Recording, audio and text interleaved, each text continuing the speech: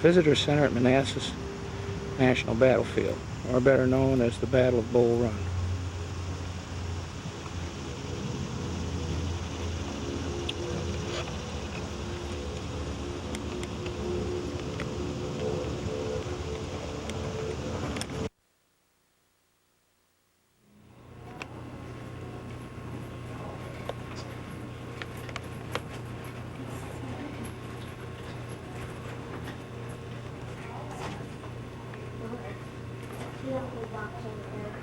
What, baby? Yeah. Okay, perfect. Thank you, Mother. Oh, wait a minute.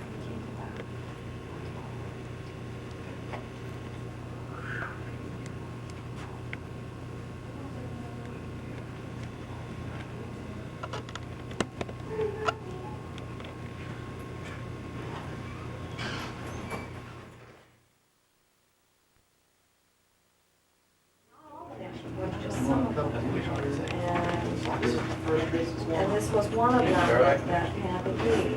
It doesn't say it on the picture. Okay. Well, no, I'm not. Oh, you're Charlie too. Yeah. Ladies and gentlemen, if you have signed up for the 10 o'clock van tour, we're now meeting on the front patio of the Visitor Center. If you signed up for the van tour, we're now meeting on the front porch of the Visitor Center. Thank you. Yes, 7 and 8. So that would be 9. So that would be 9 for 9 of us and 9 for the kids. And 17. Related, maybe? Are you in a bus? It's the school. Oh, it's the school group. With the children. And 2nd Manassas. The spotlight on the map before you shows the location of the visitor center. That's where we are now. The Warrenton Turnpike, Route 29-211, runs east and west. The Manassas Sudley Road, Virginia Route 234, is the main north-south road through the battlefield. The map covers an area about 6.5 miles by 4.5 miles. Today, this is a gentle landscape, an unlikely looking place for the violence and death of battle to occur. Yet, 2 great Civil War battles shattered the stillness of this quiet countryside. It began when Richmond became the capital of the Confederacy. The Union objective was to capture Richmond. The railroad, supported by highways, made an excellent overland approach to the Confederate capital. At Manassas Junction, 25 miles southwest of Washington, 2 railroads joined. The Orange and Alexandria, and the Virginia Central connected Washington and Richmond. The Manassas Gap Railroad extended westward through the mountains to the Shenandoah Valley. In May 1861, the South moved to protect this junction. On June 1st, General P.G.T. Beauregard assumed command and set his line of defense along Bull Run. Another Confederate force under General Joseph E. Johnston was 50 miles away in the Shenandoah Valley, separated from Beauregard by the Blue Ridge Mountains. On the afternoon of July 16th, the Union Army, 35,000 strong, commanded by General Irving McDowell, left Washington and started for Manassas. 2 days later, realizing that the Confederate defenses along Bull Run were too strong for a frontal assault by his new recruits, McDowell planned to get around the enemy's position, either by the left or the right, thus forcing the Confederates to abandon Manassas Junction. McDowell spent the next 2 days searching for suitable crossings of Bull Run. He found one west of the turnpike at Sudley Springs Ford.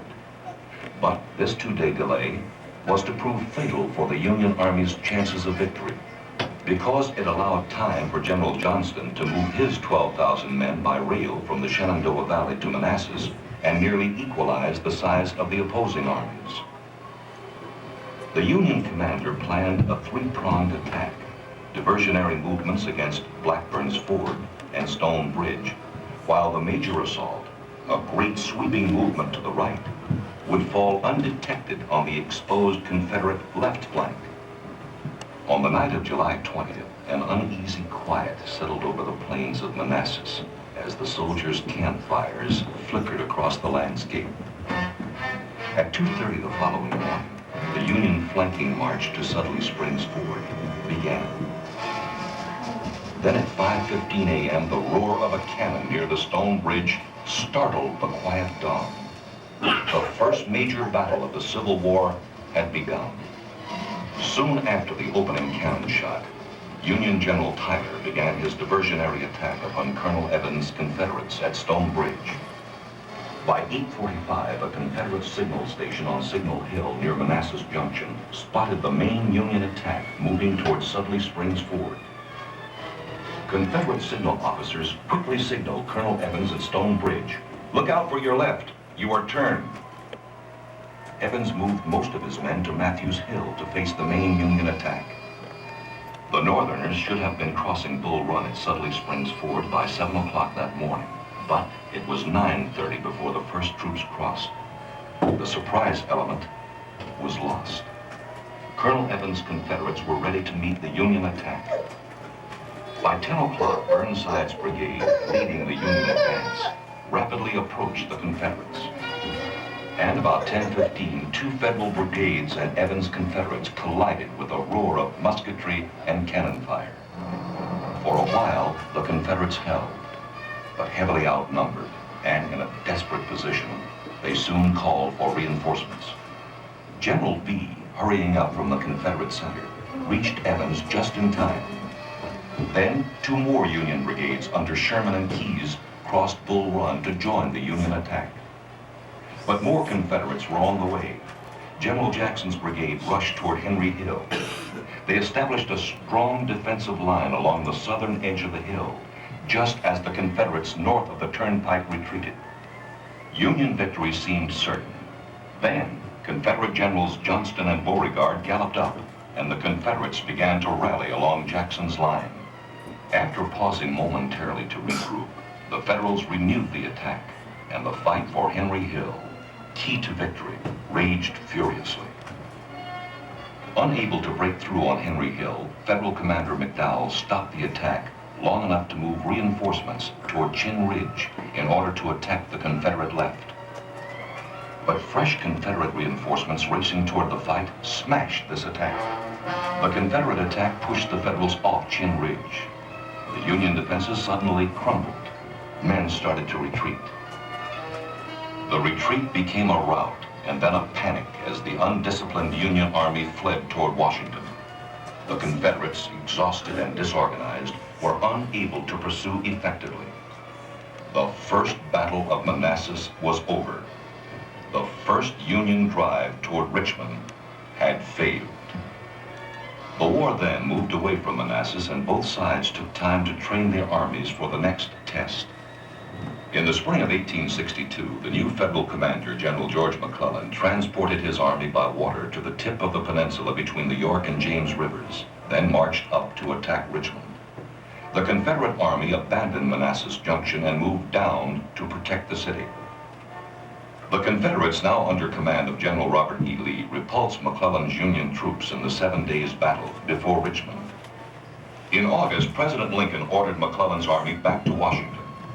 Most of McClellan's army was to join a Union force under General John Pope, which had been stationed along the Rappahannock River between Washington and Richmond to protect the Federal capital. With McClellan's Union troops returning to Washington, Lee moved north to face Pope on the Rappahannock River. He wanted to strike Pope before McClellan could join him. On August 25th, in a bold move, Lee split his army and sent General Stonewall Jackson with 24,000 men on a sweep around Pope's right.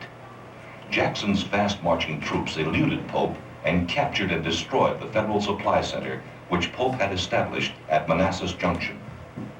After destroying the Federal supplies at Manassas Junction, Jackson moved north toward the battlefield of 1st Manassas to await the arrival of the rest of Lee's army. Again, the war marched toward the plains of Manassas. 55,000 Confederates, 73,000 Federals. There, Jackson established a strong position along an unfinished railroad north of the Warrenton Turnpike. The battle opened on August 28th when King's Federal Division, marching toward Centreville, unknowingly moved across Jackson's front. At 5:30 in the afternoon, Jackson learned that Lee's army was only 10 miles away and was rapidly approaching. Jackson immediately attacked King's column, hoping to draw Pope's Union army himself and prevent its movement to a safe position across Bull Run. The troops, now veterans, fought fiercely but indecisively until 9 o'clock that night. Pope, assuming he had Jackson trapped, moved to crush him. He ordered his army, then scattered between Warrenton and Centerville, to concentrate on the Warrenton Turnpike. The next day, August 29th, Pope's soldiers hit the Confederate line, first on the left, then in the center. But the Union troops could not break through. Late in the afternoon, the fighting died down. As Pope regrouped his forces for an attack the next day, Lee arrived with the rest of the Confederate army. Night closed over the battlefield. The men of both armies tensely awaited their fates in tomorrow's battle. August the 30th dawned. Not believing the reports of his officers that the remainder of Lee's army under Longstreet had formed opposite his left, Pope organized his divisions for a renewed assault. Finally, about mid-afternoon, he attacked Jackson in the front. Longstreet prepared his Confederates for a crushing counterblow. Lee, seeing here his great opportunity, threw the full weight of his artillery, infantry, and cavalry into an all-out counterattack. His Confederates drove the Federals from beyond Chin Ridge to Henry Hill, where Union and Confederate armies had fought a year earlier. But this time, the Union troops held stubbornly despite repeated assaults until darkness fell and stopped the slaughter. That night, the Union army, beaten but still intact, made an orderly retreat toward Washington. The Battle of Second Manassas had ended, and the way was open for Lee to lead the Confederacy's first invasion of the North.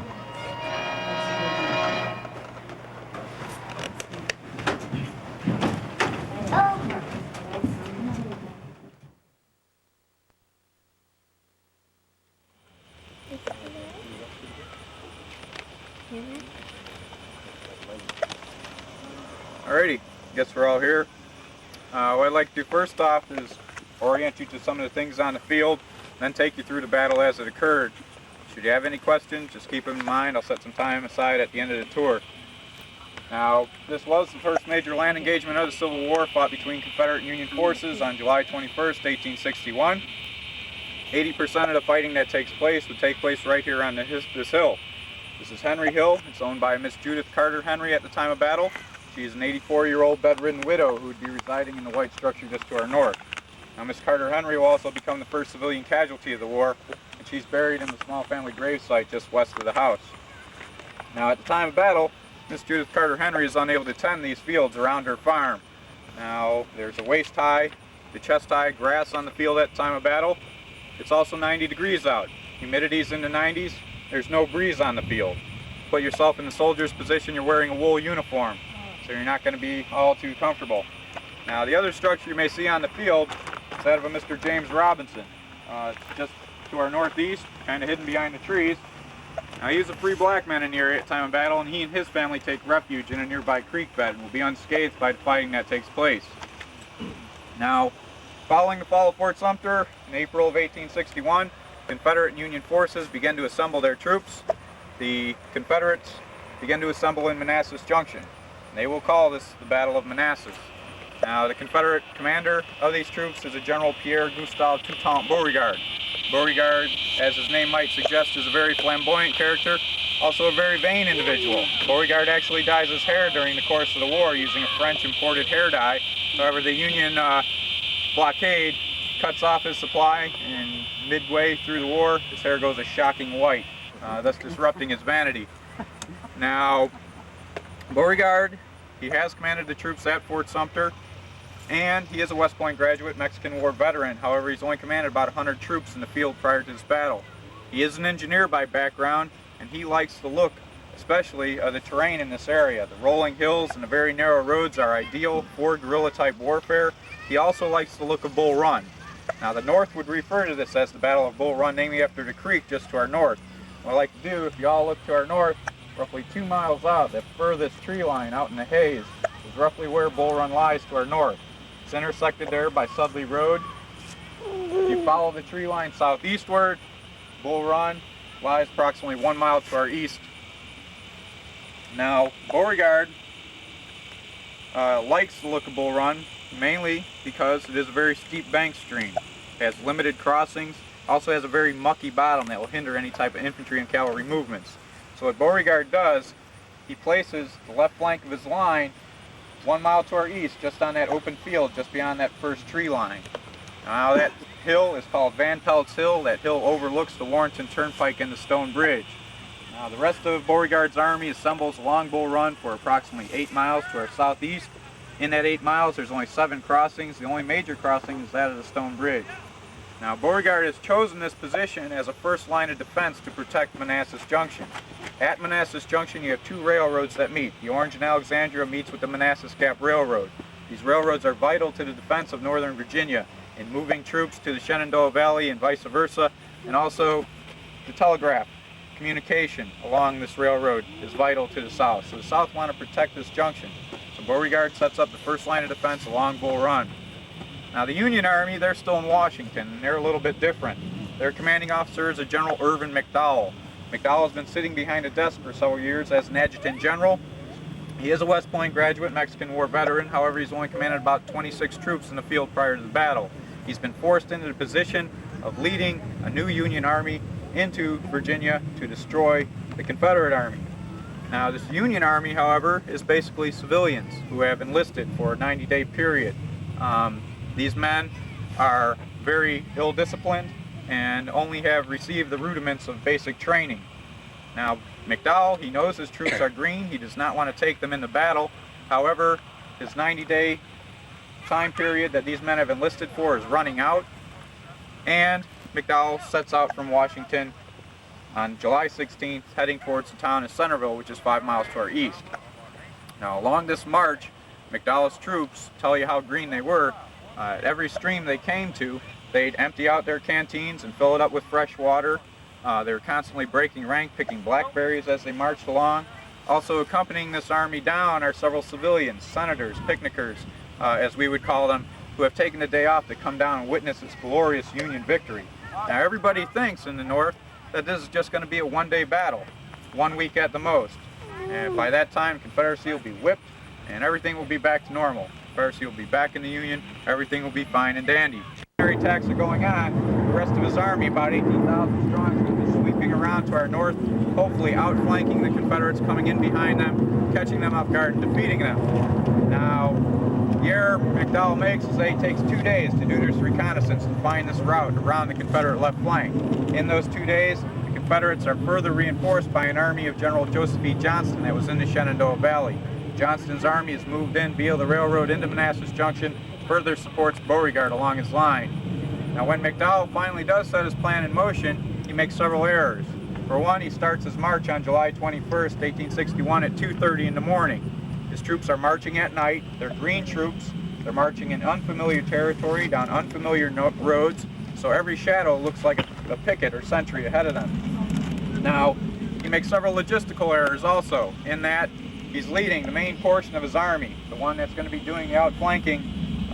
He's leading that portion of the army with his diversionary forces, and then leading all this with the largest piece of artillery Union Army is bringing with it. It's a 30-pound Parrott rifled gun. These guns over here are 10-pounders. 30-pounder weighs approximately 3 tons. You need 10 horses to pull it. Very slow, cumbersome piece of artillery. You do not want to be leading your army with it. However, this is exactly what the Union Army is doing, and they were met with a series of delays. Their first delay comes at a place called Cub Run. It's another stream about 3 miles up from the Stone Bridge and Bull Run. There at the time of battle is a suspension bridge. And when the Union Army come to this bridge, they actually stop to debate for a full hour whether that bridge is going to hold the weight of that gun and those troops. So already they're an hour behind schedule. Union forces, however, after a little bit of engineering and debate, are underway once again. And they pull up near the Stone Bridge at about 6 a.m. begin firing on the Confederate forces there. Now, what I'd like to do, the commander of the Confederate forces, is he's going to engage these men and move. But what I'd like to do is just take you out in the field, point out where he is, where he's going to be moving to, tell you all about that phase of battle. Stone Bridge is a man by the name of Colonel Nathan Evans. Evans and his force are located just on that green field, just beyond that first tree line, Van Pelt's Hill once again. Now, Evans, he is engaged by the Union Army. He, however, tells his men to put up a sporadic fire against the Union forces, mainly not to reveal the strength of his position at this point. There's also a rumor among the Union Army that Stone Bridge has been mined and will be blown up as soon as the Union Army approaches. So the Union Army is going to be delayed. The diversionary forces at crossing Stone Bridge are going to be further delayed down there. While this is all taking place just shortly after 6 a.m. in the morning, the rest of the Union column that's sweeping to our north is 2 to 3 miles from their destination. They're 2 hours behind schedule. Now, Evans, at about 8 o'clock, he receives word that the Union column to his north has been spotted. They're kicking up a lot of dust.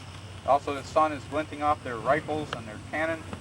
The Union column has been spotted, so Evans leaves a small portion of his troops on the Stone Bridge. On Van Pelt's Hill, takes the majority of his men, roughly 900 men, across the field, interspersed between the trees, and arrives on a hill 1 mile to our north.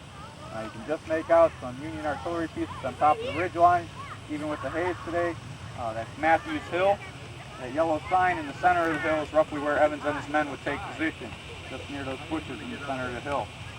Now, Evans engages the Union Army at about 9:30. He's able to hold them off, even though he is outnumbered, mainly because the Union Army is attacking in a very piecemeal fashion, one regiment at a time. It's not a concerted effort on the Union part to dislodge the Confederates.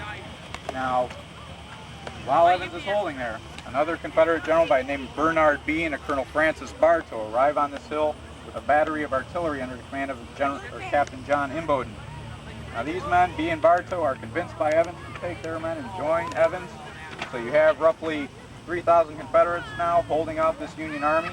Captain Imboden and his artillery assemble their guns just on the northern edge of Henry Hill. You can just see a couple of them just over the rise. Now, Confederates hold off this Union Army for about 2 hours. At about 12 o'clock, 12:30, they begin to retreat. Confederates start falling back into these fields just over here to your right. Now, while they're falling back, Captain Imboden's artillery is covering their retreat.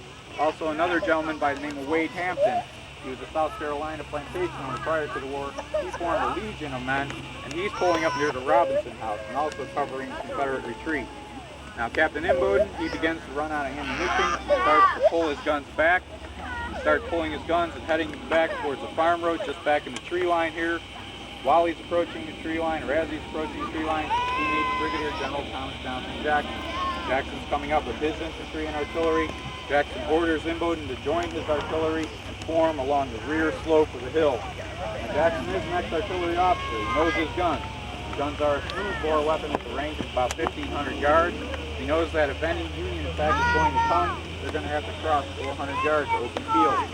Also, Jackson is using basic military tactics, in that he's placing his guns on the reverse slope of the hill. By doing this, his gunners will be protected as they reload and fire the weapon.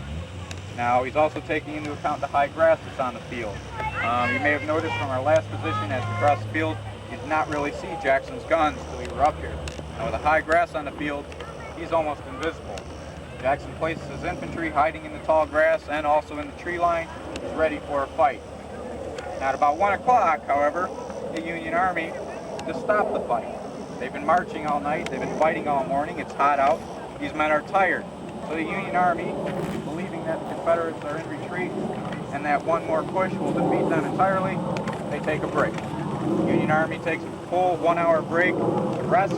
During that time, Jackson is just further reinforced along his line. Now, at approximately 2 o'clock, McDowell would like to get the battle underway once again. So he orders 2 batteries of artillery up here onto the hill. They are under the commands of Captain James Ricketts and Charles Griffin. Griffin and Ricketts do not want to bring their guns up on the hill, mainly because they know their guns also. The Union guns are a rifled gun. They have a range of about 1 mile, and Ricketts and Griffin know their guns would be better off a little further from the field. However, following orders, Ricketts and Griffin bring their guns here onto Henry Hill. Now, Ricketts and Griffin at the time are promised 4 regiments of infantry support. Basically what this is a Napoleon tactic. Bring your guns up close, try and blast a hole in the enemy line, follow through with infantry and cavalry. Well, this infantry that Ricketts and Griffin are promised are only 4 regiments, and they're still milling about along Sully Road. So when Ricketts and Griffin do arrive, they're all alone.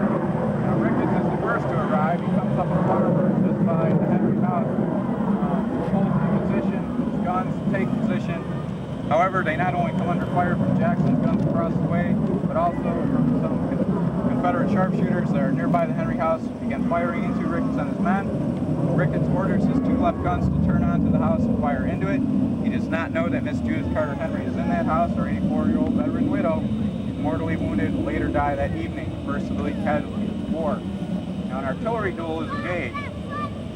Ricketts' guns with the longer range are mainly firing into that tree line just beyond Jackson's line, doing little damage at all to Jackson and his men. Jackson's guns, on the other hand, are basically lobbing shells on the Ricketts guns and gun crews. Several of the horses are killed or wounded, so those guns can now not be moved. Ricketts is pretty much locked in this position. While this artillery duel is going on, Captain Griffin, our other Union artillerist, he's pulling up into position just north of the Henry house. He begins firing on Jackson's line. Now, during this artillery duel, General Jackson, this is where he will acquire his sobriquet of Stonewall, in that he's down along the right flank of his line. General B, Bartow, and Evans are still trying to rally their forces. B sees Jackson upon his horse, points him out to his men, and to rally them he says, "Yonder stands Jackson like a stone wall. Rally behind the Virginians. Let us determine to die here, and we shall conquer." Shortly after saying this, General B would be killed, leading his rallied forces against Ricketts' guns. He's the highest ranking officer killed here on the field, and the white obelisk behind you is to General B for what he had done here and his name giving to Stonewall. Now Jackson, by the way, the larger monument, obviously stands for what he stood for here at Stonewall. He was not that large of a man. He did not work out, he did not take steroids, nor did his horse. Jackson's horse was a little critter. The middle finger of his left hand, he is tended to by his private surgeon. The reason for this wound, however, goes back to Jackson's tendency of when addressing officers or his men, he'd always raise his left hand. And at the time his wound occurs, he's addressing Captain Imboden. He raises his hand and he's hit by a bullet. Imboden catches this action by Jackson. Jackson tries to cover it up. However, Imboden says, "General, you're wounded." He goes, "Oh, it's but a scratch," and wraps a handkerchief around it. Jackson was a very strict individual, very disciplined soldier, very religious soldier also. He wouldn't fight battles on Sundays if he had to. However, this is a Sunday battle that's take place. Jackson also had a very phenomenal memory. He could memorize any type of map and chart. He'd use that to his advantage in his later campaigns. He liked to gnaw on lemons for a stomach disorder. He avoided pepper because he thought it made his left leg ache. Very odd character. He'd also sit and stand in an erect posture because he thought his organs would work better in that fashion. Jackson would accidentally be shot at the Battle of Chancellorsville in May of 1863. He's coming back from a reconnaissance at night. His pickets mistaken him for Union cavalry and they fire upon him and his party. Jackson's arm is shot up once again. His left arm is amputated. He contracts pneumonia and would die about a week later on May 10th, 1863. Now, Jackson was only 39 years old at the time of his death, so it was a pretty tragic blow, not only to the Confederate Army and Lee at the time. Now, the smaller monument just in front of the Jackson Monument is to Colonel Francis Bartow. He is also killed, leading his rallied forces against Ricketts' guns. Now, it's just shortly after 2 o'clock. We're going to have a turning point here in the battle. What I'd like to do is just move across the field. Captain Griffin is going to move a couple of artillery pieces in that area, and we'll continue from there.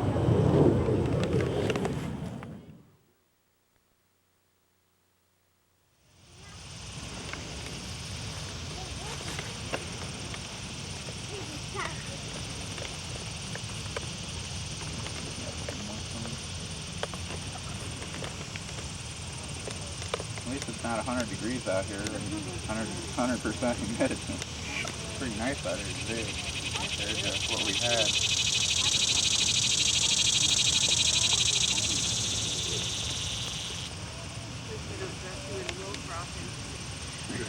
I wouldn't mind it some days. It's kind of fun to do that. It's really not that bad. Wool breeze, and you have a cotton shirt underneath.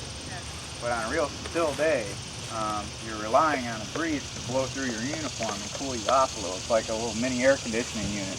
But when that breeze isn't there, you're dying. All right. Now, just shortly after 2 o'clock, There's an artillery duel raging on the field here. Captain Griffin, our other Union artillerist on the north side of the Henry House, he realized he can get a better position on Jackson's line. So what Griffin does, he brings around the field two 12-pound howitzers and places them just over here to your right. Now Griffin, his main intent is to put down what they call an enfilading fire down Jackson's line.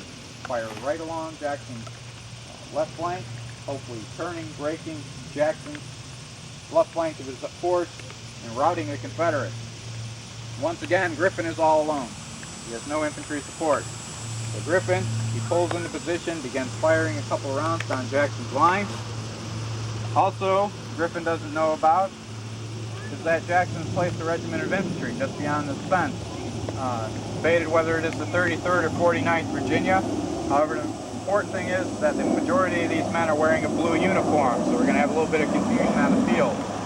At the time of this battle, you have over 200 different kinds of uniforms on the field. We have Confederates wearing blue, we have Union troops wearing gray, we have both armies adopting the French base, North African outfit, mob outfit, very large pants, baggy pants, bright colors, Louisiana Tigers, these regiments. I'm going to pause for a minute. The French Zouave outfit, which is large baggy pants. They picked it up in North Africa in the 1830s. This outfit is more comfortable, obviously, however, the colors are more extreme and bright.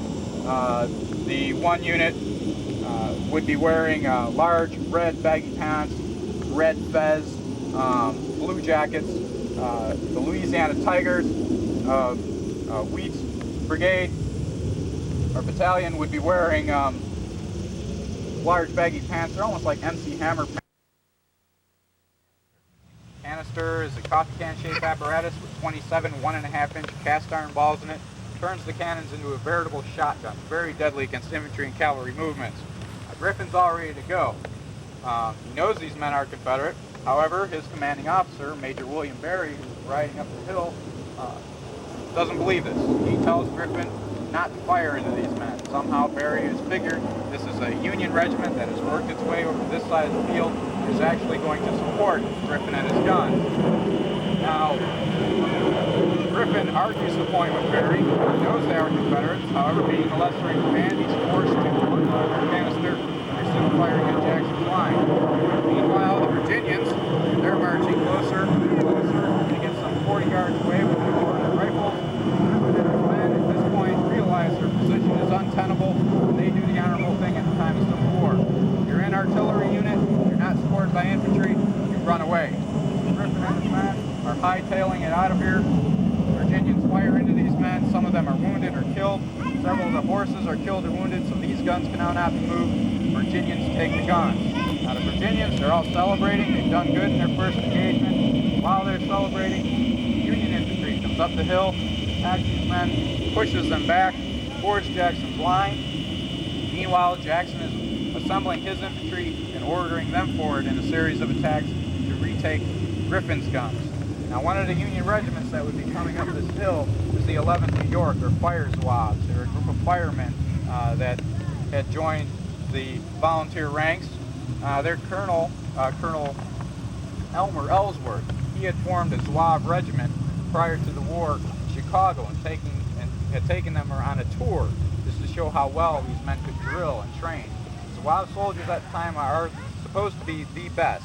They're not supposed to run from a fight. The reason they have those special uniforms on is for the honor involved in wearing them. Now, these Zouaves here, these firemen, Elmer Ellsworth, he had trained them in New York. This is not the original group he went on the tour with. Now, he chose the firemen because of their organization and such. However, Elmer Ellsworth is killed in Washington in May. So after that point, the Fire Zouaves, they basically lose their enthusiasm. Now, it's also said that the only battle that they had been in was a fight in a bar room in Washington. They were big drinkers.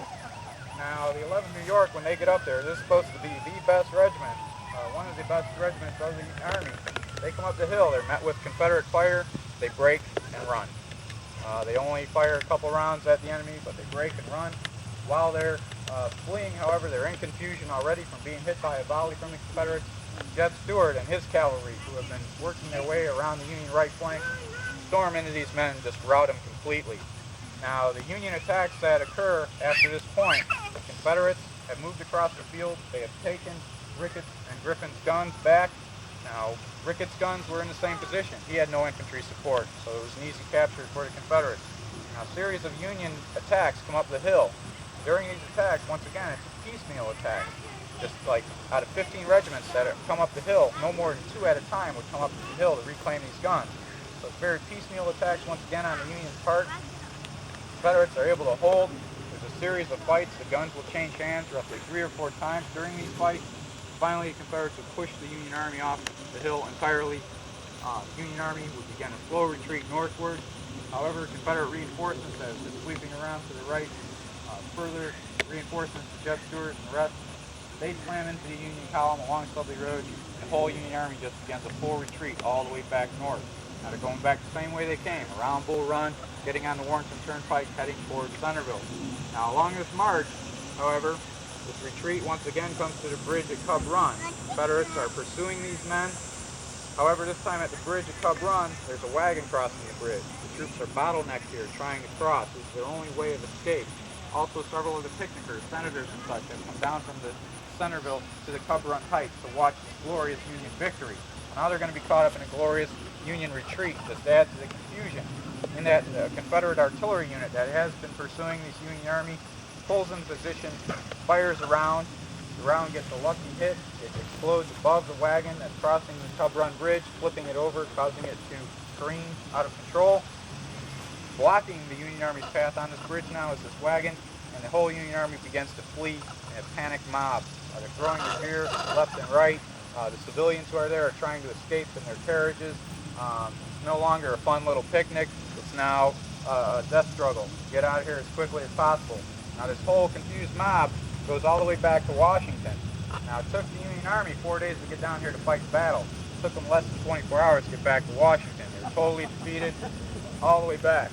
Now Confederates mainly pursue only up the Cub Run because there is still a threat that the Union might counterattack along Bull Run elsewhere. So Confederates just hang tight in this area. Also, they won this first battle, so they're celebrating. Now, this first battle, in conclusion, was basically a slap in the face to the North. It proved to them that the Confederacy was willing to fight for what it believed in. It also proved that this was not going to be a one-day engagement or a one-week engagement. It was going to be 4 years of bloody struggle. And the first casualties at this first battle would attest to that. In that 868 men were killed, another 3,600 wounded. And this just set the pace for the rest of the war. Battles would just get bloodier and bloodier. At Antietam, there would be 23,000 casualties in one day, bloodiest single-day engagement. Gettysburg, over 50,000, bloodiest 3-day engagement. This would just escalate until finally at the end of the war you have 622,000 lives being lost. Very devastating cost in life. Very important battles for the Civil War. It just started everything right here. And we have to remember these battles, and I'd like to thank you for coming out and helping us remember these battles and showing your interest.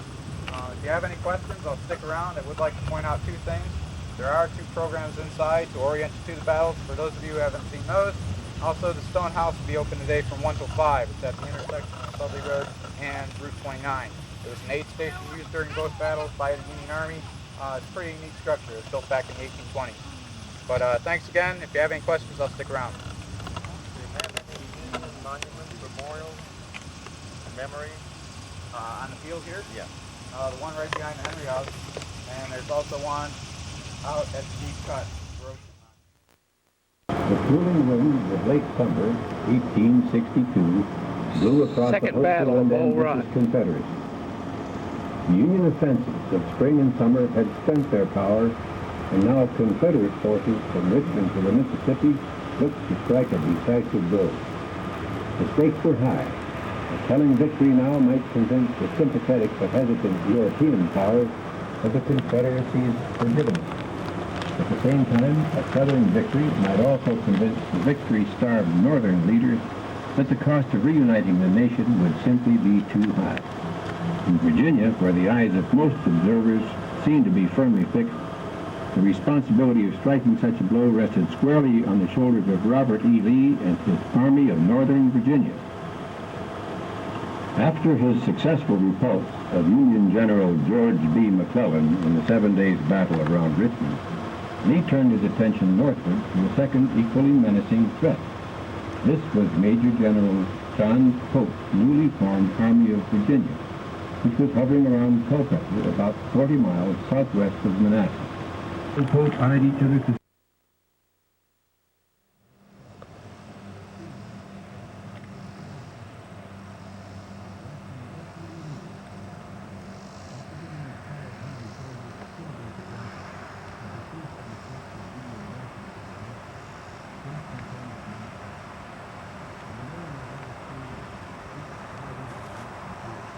This is Artillery Heights, the second Battle of Bull Run.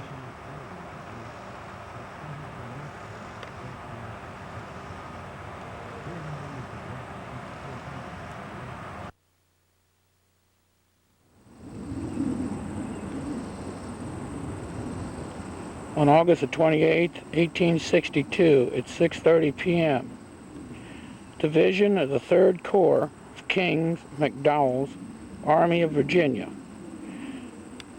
Company B, 4th U.S. Artillery, Captain James B. Campbell, 6 20-pound Napoleons. Campbell's pieces were called out up on a gallop, the fence along the pike being torn down to let them pass into the field. With shells bursting about them, they were placed in position and began rapid reply from the knoll from where I had first caught sight of the enemy's guns. Brigadier John Gibbons, 2nd Battalion of Manassas.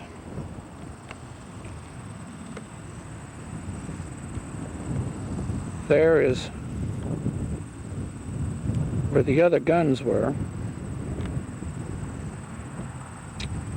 And here are the ones the Union brought up here.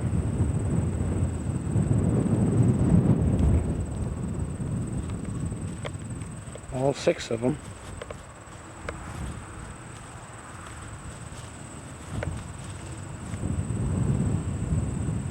Behind me is Pike.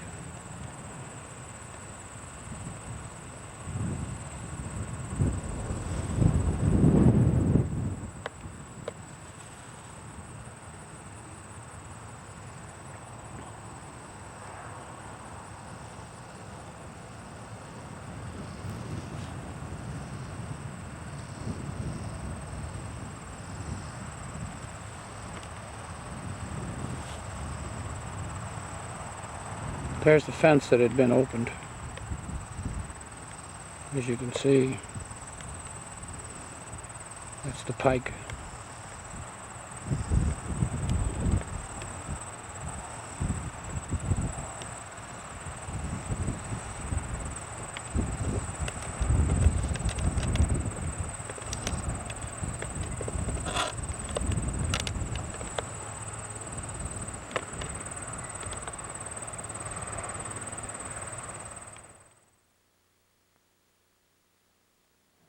concentration of artillery.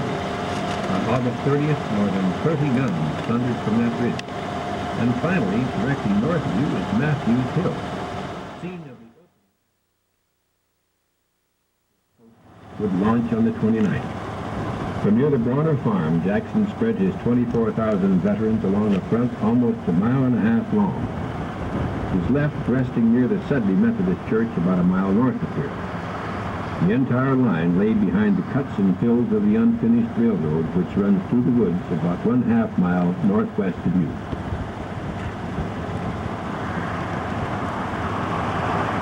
Shortly after 6 a.m. on August 29th, the fields to your front came to life in a sea of blue as Franz Sigel's First Corps pushed forward for the first attacks against Jackson. Soon the distant woods echoed with the rattle of musket fire while Union cannon opened fire from a low ridge directly in front. But neither Sigel's attacks nor the 5 others that followed throughout the day were designed by Pope to be the crushing blow against Jackson. Instead, Pope intended to use these attacks as a diversion or holding action while the decisive blow was to be mounted opposite Jackson's right flank. This attack was to be made by the corps of General Fitz-John Porter, about 11,000 men. Porter was to move from Manassas to Gainesville, a small hamlet about 2 miles west of Gainesville, and from there pitch into Stonewall's right and rear. But in planning the attack by Porter, Pope miscalculated badly. He had become so intent on destroying Jackson that he failed to take into consideration the whereabouts of Longstreet's wing of Lee's army. As a result,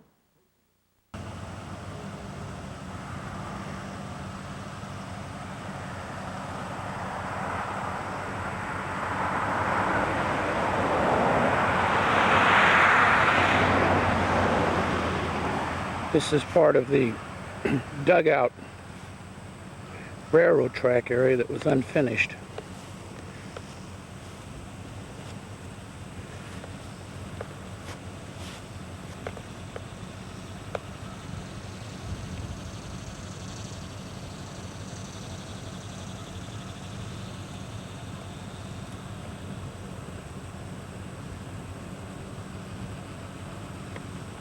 As you can see, the highway is just right behind it here.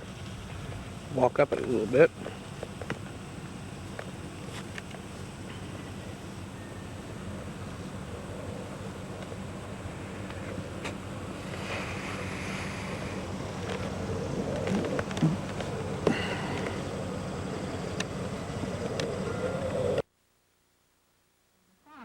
Got it just in time.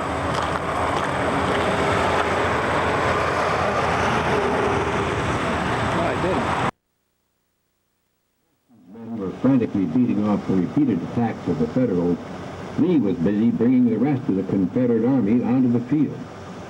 Shortly before noon, the 28,000 men of Longstreet's command trudged up the Warrenton Turnpike and filed into the fields north and south of the road.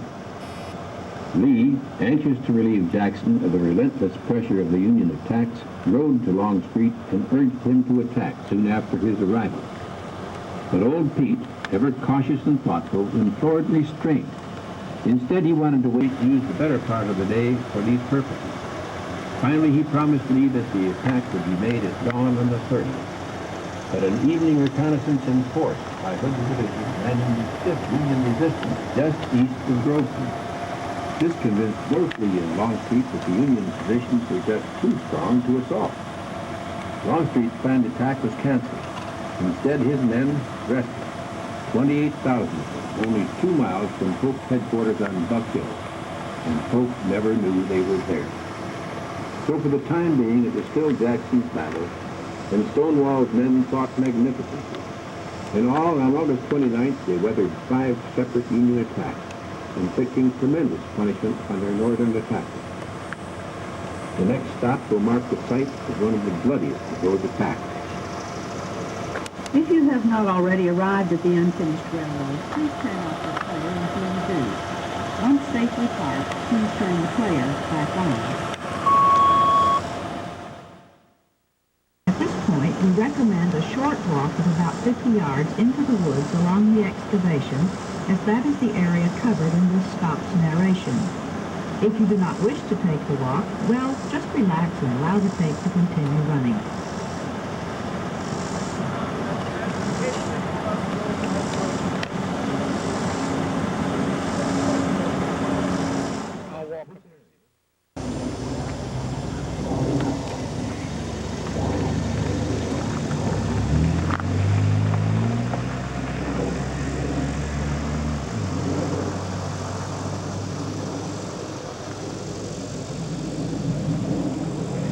This is the unfinished railroad cut. Travels through here. It's Jackson's line.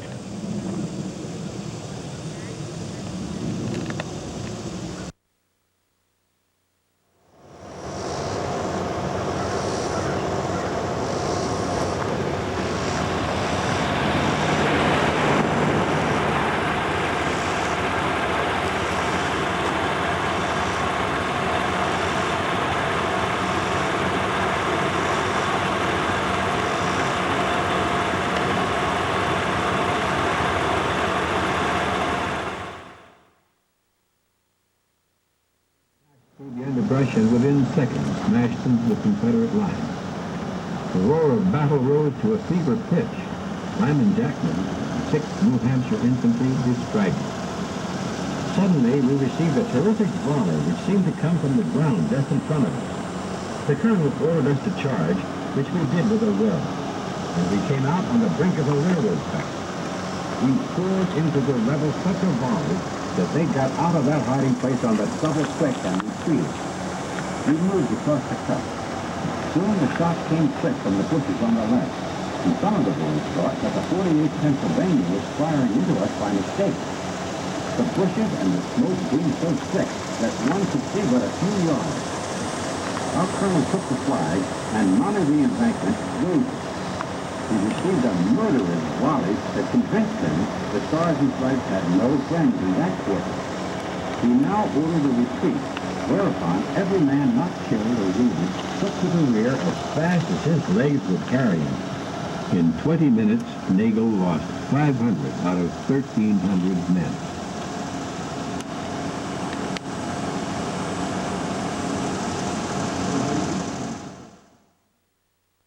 While it seemed to infect common civilized men with terror-induced rage, the bullets began to fly about our ears, and men to pitch forward or backwards out of line. Artillery from unseen locations opened upon us, and the shouts and yells from both sides were indescribably savage. It seemed like the popular idea of pandemonium made real, and it is not too much to say that we were really transformed for the time from a lot of good-natured boys into this bloodthirsty demoniacs. Confederate fire was so intense that many of Patch's men saw but one alternative. We started on the run. We all knew that our only hope was in getting across that field before they could reload the guns. Apparently, nothing but annihilation could keep us from breaking the bank, which we did the next moment. One swift and I'm gonna walk up here, film this, we'll go to the next.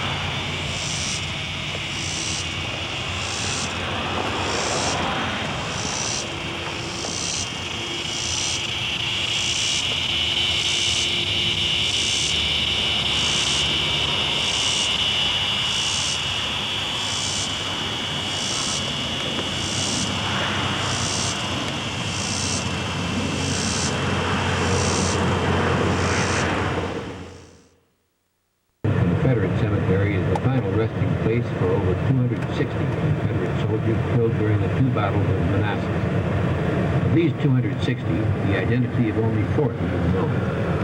The dead buried here, though, represent only a small percentage of the total number of men killed during the battles, almost 4,000. After the battle, these men were usually given hasty burials on the field where they fell. Many were reinterred after the war. The graves of hundreds of Confederates can be found in dozens of local churchyards, such as St. Paul's Episcopal Church in Haymarket, while others were brought back to their home states by relatives or friends. Ironically, the majority of the Union dead were reinterred in the yard of Robert A. Lee's pre-war home, Arlington House, now within the grounds of Arlington National Cemetery. But despite the best of efforts, undoubtedly scores of the gallant dead still lie in unmarked, unknown graves on the battlefield. Please feel free to spend a few moments at the cemetery and return to your car at your leisure, where the tape will resume.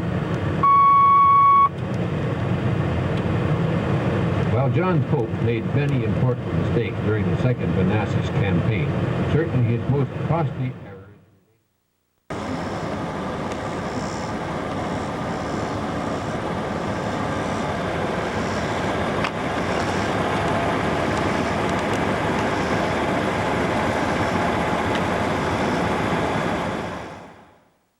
All that remains of the historic Chin House. Built around 1815, by 1862 the house had become the hub of an impressive plantation. It was surrounded by an array of outbuildings, ice houses, stables, and storage sheds, making Benjamin Chin's farm one of the most extensive in the area. The war came to these fields apart, both times causing a memorable interruption in the daily routine. During the first Battle of Manassas, Confederate artillery had set up literally in the front yard. And for several days after the battle, the house saw use as a heated hospital. On August 3rd, 1862, the farm was again turned into a battlefield with thousands of Confederate troops converged on this ridge. For over an hour, the tide of battle hung in the valley as the Union soldiers fought desperately to save their army. Please feel free to spend a few moments.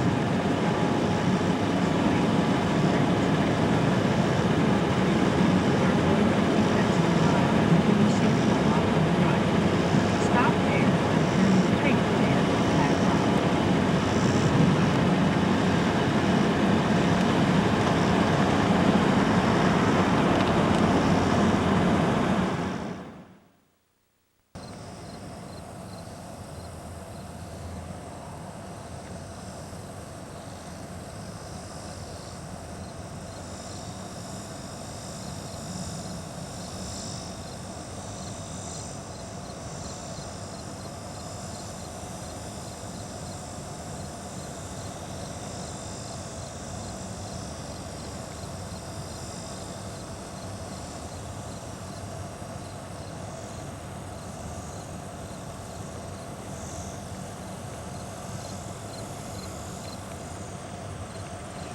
And there's the fence line, just read about.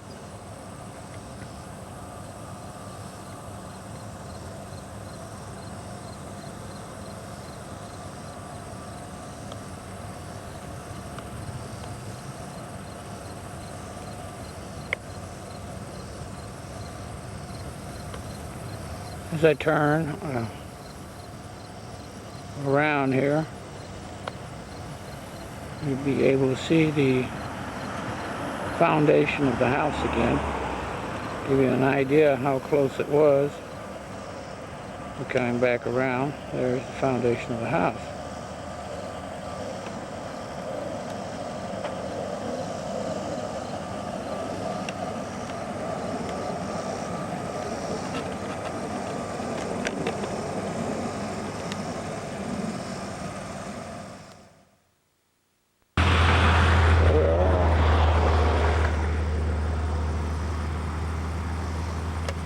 The pull-off for Chin Ridge.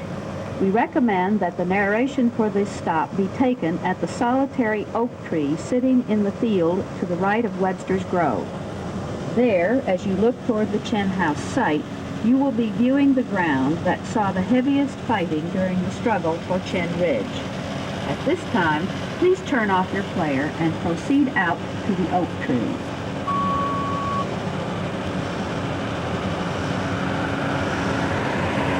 As Longstreet's men bore down on Chin Ridge, it was apparent to all, Union and Confederate, that the key to the battlefield was the high ground of Henry Hill, directly east of here. If the Confederates gained that hill, they would command the Warrenton Turnpike. The Union Army would face destruction. The situation was critical for Pope. He needed to get troops in position on Henry Hill to defend it. But that would take time that could only be bought by stopping, or at least delaying, Longstreet's advance on Chin Ridge. As Longstreet's battle lines pushed up the west slope of Chin Ridge, the only thing confronting them was a lone brigade of Ohio troops of perhaps 1,500 men. Commanded by Colonel Nathaniel McLean, these men were in a position roughly following the modern Park Road. Though outnumbered, the Ohioans fought stubborn. As the South Carolinians of Evans' brigade rose up the crest, McLean's men met them with withering volleys that sent the Confederates reeling. Again the determined rebels came on, the savage fighting now at point-blank range. Suddenly from the woods beyond the Chin House, line after line of Confederate infantry appeared. It was James Lawson Kemper's division. Kemper wheeled his Virginians to their left and bore down directly on McLean's left, which rested on the edge of the Chin's front line. McLean frantically tried to shift his confused troops to meet this new threat, but it was to no avail. Some of McLean's regiments began to waver, but at that moment, welcome reinforcements arrived. First, part of Brickett's division, and then part of Sigel's corps were thrown in. The fight for the ridge grew to a tempest. Thousands of men, many of them entangled in confused groups, laced the air with screaming lead. Captain George Lepian's 5th Maine Battery rolled into position near where the oak tree now stands and opened a deadly but short-lived fire toward the Chin House. It was Bedloe. The man of the 88th Pennsylvania recalled the scene. Our regiment was rushed up the hill on the double quick, and upon reaching the top, the companies deployed as best they could, facing the enemy's line near the Chin House, some 200 or 300 yards distant. The confusion among the troops on the hill was great. Officers and men shouting, shells tearing through and exploding, the incessant rattle of muskets, the cries of the wounded, all combined made up a scene that was anything but encouraging. Soon the Confederates advanced past the house and many lines of battle extending as far as could be seen. The brigade at once opened a withering fire on them, checking the advance somewhat. But the infantry fire came from so many directions that our men were at a loss how to return it effectively. We were slowly but surely forced back. Inch by inch, the Confederates pushed forward, but not without paying a fearful price. The fields were soon bathed in the blood of the blue and the gray. Finally, after over an hour of fierce fighting, the Union lines collapsed. With fresh troops arriving on the field each minute, the triumphant Confederates pushed on, hoping to strike the final and lethal blow. If you have not already done so,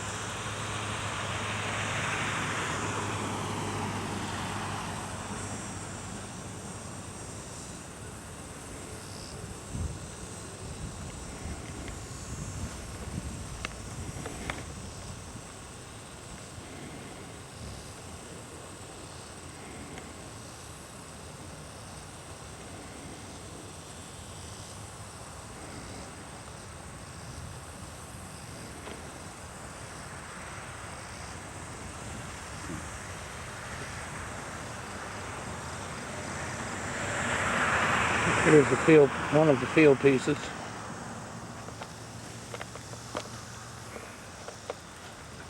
And there's the Chin house.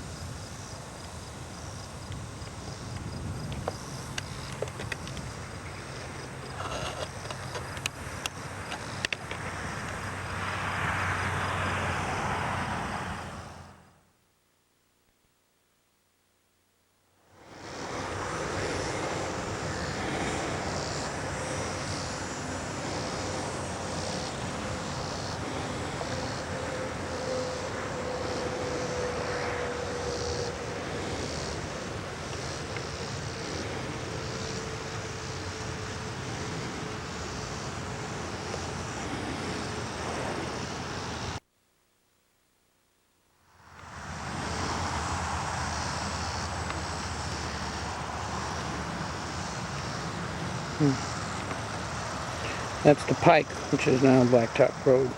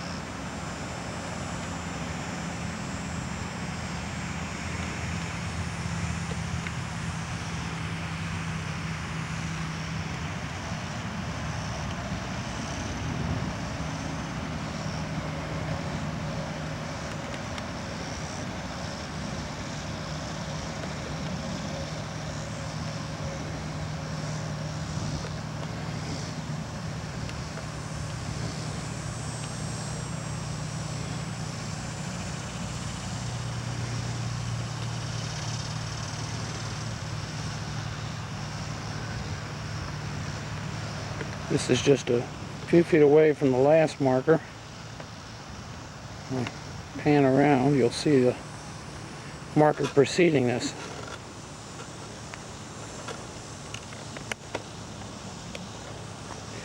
And we're going to go to the right. Ready to go? Okay. Hi, honey. Hi, honey. Where are we at? We're at the Bull Run River. We got lost in the Virginia woods. With that we are. We took the wrong walking trail. As a result, we're going to be traveling about 5 miles through the woods on a footpath. We just now found Bull Run River, as they call it. It's more like a stream. Give you an idea what we've been walking through. We're on our way to Stone Bridge. Yeah, we're trying to find Stone Bridge. This is what we've been walking through for about 45 minutes.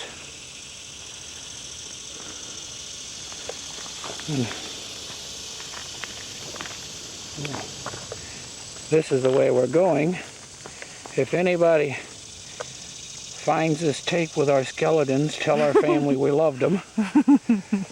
And we wish they were here. That's all of you, including you, Dad and Doc.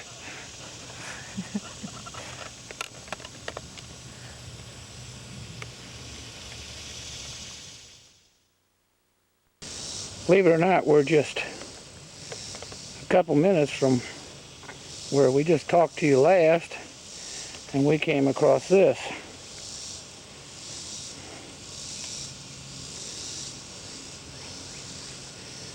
So, if we perish, we'll be perishing in good company, I'm sure.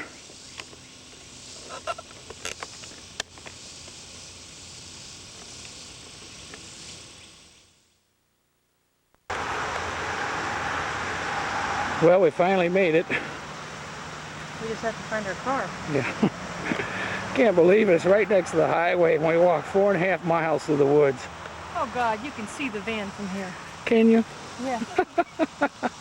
I'm upset. I am upset. Where is it at? Look down where they're talking. Yep, there it is. I don't believe we did that. Did we? That's bad. That's really bad. Poor. Well, this is the bridge the Union. This is the bridge that the Union retreated across after the first battle of Bull Run. This is the Bull Run River. They came from that side. As they got into the middle of the bridge, a Confederate artillery shell exploded over a wagon, turning it over and blocking the bridge. The Confederate Army then began jumping into the river and swimming across. Along with it was a bunch of the delegates from Congress. Now right down here, if you can see it, is where we got the rocks. Right out of sight of the bridge right there to take back home. So we have two pieces of the actual bridge. I'm crossing the bridge now, headed to Manassas.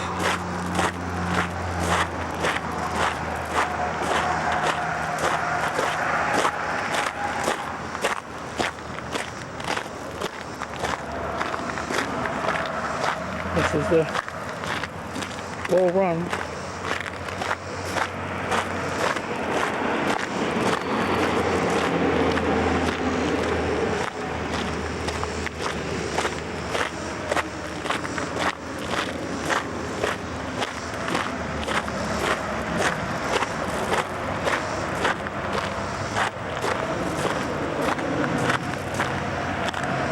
And this will give you a view of the bridge.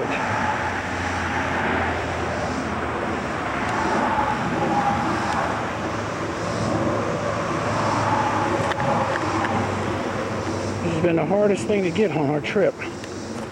Getting lost in the woods, taking a circle all the way around, 5-mile path leads back to the bridge, and from the bridge we can see our van. We just went the wrong way to start off with.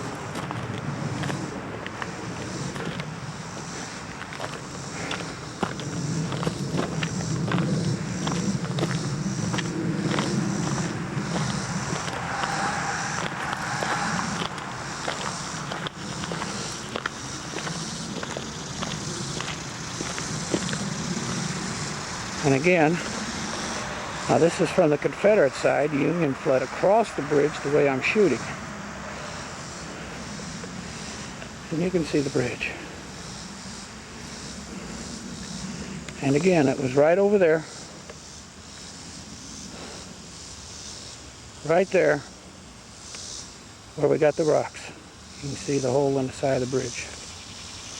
We're already loose, just sticking in there.